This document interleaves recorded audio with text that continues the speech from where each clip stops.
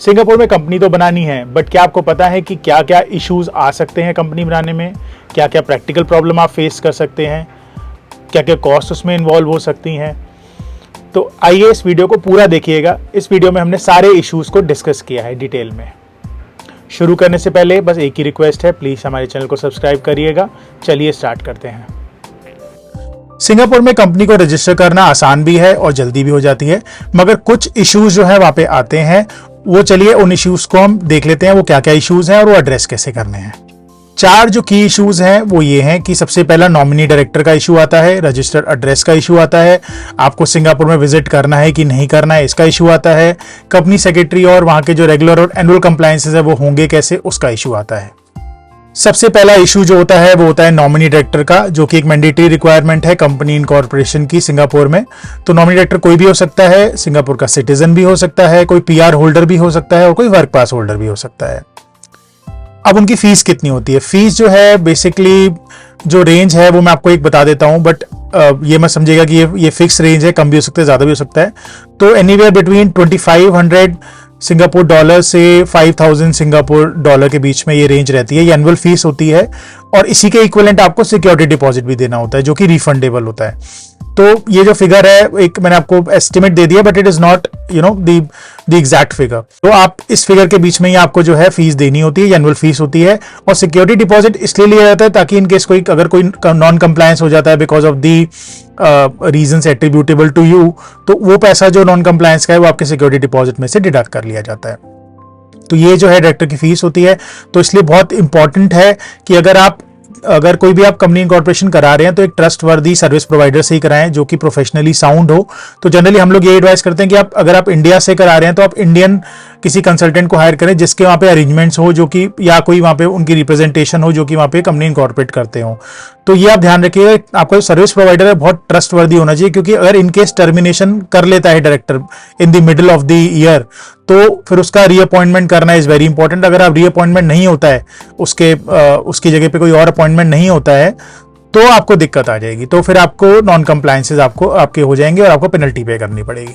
Next issue है registered address आपको चाहिए कंपनी इनकॉर्पोरेशन के लिए, उसके बिना तो कंपनी वहां बन ही नहीं सकती है। इसकी भी एनुअल कॉस्ट होती है, इसकी रेंज भी $500 से आप मान के चलिए 1200 सिंगापुर डॉलर्स के बीच में आती है। और अगर आप बीच में अपना रजिस्टर्ड एड्रेस चेंज करते हैं तो ऑब्वियसली उसकी भी कॉस्ट है, तो वो आप जरूर ध्यान रखिएगा। तो रजिस्टर्ड ऑफिस आप जो भी चूज करें अच्छे से करें। जनरली जो कंसल्टेंट आप हायर कर रहे होते हैं वो ही आपको अपना ऑफिस जो है एक रजिस्टर्ड ऑफिस एड्रेस के तौर पे दे देते हैं, जिसके वो एनुअल फीस को चार्ज कर लेते हैं। नेक्स्ट होता है कि सिंगापुर में आपको विजिट करनी है कि नहीं करनी है। तो सिंगापुर में अगर आपको कंपनी बनानी है तो विजिट की रिक्वायरमेंट नहीं होती है, बट कंपनी बनाने के बाद आपको बैंक अकाउंट खोलना मैंडेटरी है। तो अगर आप बैंक अकाउंट नॉर्मल वाला खोलते हैं तो आपको हो सकता है वहां पे विजिट करनी पड़े। पर आजकल जो है एक डिजिटल बैंक अकाउंट का कंसेप्ट चल गया है। तो आपको अगर आप डिजिटल बैंक अकाउंट खुलवाते हैं, it is as good as the normal bank account, तो आपको वहां पे विजिट करने की जरूरत नहीं पड़ेगी। और ये डिजिटल बैंक अकाउंट है वो आप कहीं से भी ऑपरेट कर सकते हैं। इस अकाउंट को खुलवाने के लिए कुछ नॉमिनल चार्जेस जो है सर्विस प्रोवाइडर ले लेते हैं, विच में range between 200 Singapore dollars to 500 Singapore dollars. Next issue जो है वो है कंपनी सेक्रेटरी एंड कंप्लायंसेस का। आपको कंपनी सेक्रेटरी वहां पे अपॉइंटमेंट करना ही करना है within 6 months from the date of incorporation. अगर आप नहीं करेंगे तो वो एक नॉन कंप्लायंस है। तो जो सर्विस प्रोवाइडर है वो ही जनरली कंपनी सेक्रेटरी वहां पे अपॉइंट कर देते हैं आपकी कंपनी के अंदर, और वो ही जो है एनुअल कंप्लायंस भी देख लेते हैं। तो रेगुलेटरी कंप्लायंसेस सारे वो कर देते हैं, ऑब्वियसली वो भी फीस चार्ज करते हैं। तो अगर आपकी कंपनी डोरमेंट है, ज्यादा काम नहीं कर रही है, तो आप मान के चलिए इसकी जो कॉस्ट है वो अराउंड 1500 to 2000 सिंगापुर डॉलर्स के बीच में आ सकती है। अगेन ये कोई फिक्स रेंज नहीं है, कम ज्यादा हो सकता है depending on the service provider. ये कुछ इश्यूज हैं जो कि आप फेस कर सकते हैं। बाकी सारे इश्यूज के अलावा सबसे पहला कि ट्रस्टवर्दी सर्विस प्रोवाइडर आपको होना चाहिए। अगर कहीं से कोई गलत सर्विस प्रोवाइडर मिल गया तो आपके अननेसेसरली आपको पैसे आपके खराब हो जाएंगे और हो सकता है कि आप पैसे दें और वो काम हो भी ना।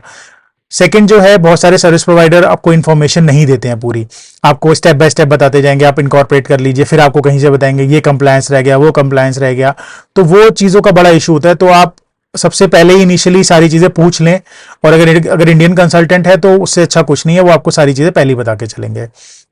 थर्ड जो इशू आ सकता है, आपने कोई अपॉइंट कर लिया सर्विस प्रोवाइडर बट वो प्रोफेशनली साउंड नहीं था, डायरेक्टली अगर सिंगापुर में भी कर लिया तो हो सकता है वो आपको मिसगाइड कर दें। तो अगर आप देखेंगे तो गूगल पे बहुत सारी वेबसाइट्स हैं जो कि सर्विस प्रोवाइड कर रही हैं, बट ऐसे बहुत सारे इंस्टेंसेज हुए हैं जिसमें कि पैसे भी दे दिए गए हैं और बट कंपनी नहीं बनी है। तो आप बहुत ही सोच समझ के अपने सर्विस प्रोवाइडर को चूज करिएगा, उनके रिव्यूज देख लीजिए या उनका रेफरेंस अच्छा होना चाहिए, उसके बेसिस पर ही आप आगे प्रोसीड करें। और लास्ट जो है कि कोई भी हिडन कॉस्ट नहीं होनी चाहिए। अगर हिडन कॉस्ट अगर हुई तो फिर वही अगेन आपको फिर से वो बार बार स्टेप बाय स्टेप पता लगेंगी और आपको बार बार पैसे देने पड़ेंगे। जो चीज़ यहाँ आप 5,000 6,000 सिंगापुर डॉलर्स में कर सकते हैं या 7,000 सिंगापुर डॉलर्स में कर सकते हैं, वो हो सकता है आपकी 10,000 सिंगापुर डॉलर्स के तक पहुंच जाए। तो आप हिडन कॉस्ट का ध्यान रखिएगा, सारी कॉस्ट के एस्टिमेट्स आपको पता होने चाहिए। तो ये कुछ इश्यूज हैं जो कि आप फेस कर सकते हैं during the incorporation of a company in Singapore and post registration also. तो इन इश्यूज को आप एड्रेस अगर पहले ही कर लें तो ज्यादा अच्छा है। और अगेन मैं यही एडवाइस करूंगा, go for a local consultant who has a representation office और a cross arrangement in Singapore. तो आप इंडिया से अगर आप कर रहे हैं तो आपको बहुत आसानी हो जाएगी और ये सारे आपके जो रिस्क हैं वो मिटिगेट हो जाएंगे। अगर आपकी कोई भी अगर आपको जैसे इन्फॉर्मेशन चाहिए हो तो obviously you can ask me, आप कमेंट सेक्शन में पूछ सकते हैं या मुझे पर्सनली भी कांटेक्ट कर सकते हैं। ये मेरी कांटेक्ट डिटेल्स हैं, आप कांटेक्ट डिटेल्स को सेव कर लीजिए, क्यूआर कोड को स्कैन कर लीजिएगा और चैनल को प्लीज़ सब्सक्राइब करेगा और ज़्यादा से लोगों को बोलेगा इसको सब्सक्राइब करें ताकि और भी लोगों को इसके बारे में इंफॉर्मेशन मिले। Thank you for watching the video, thank you so much.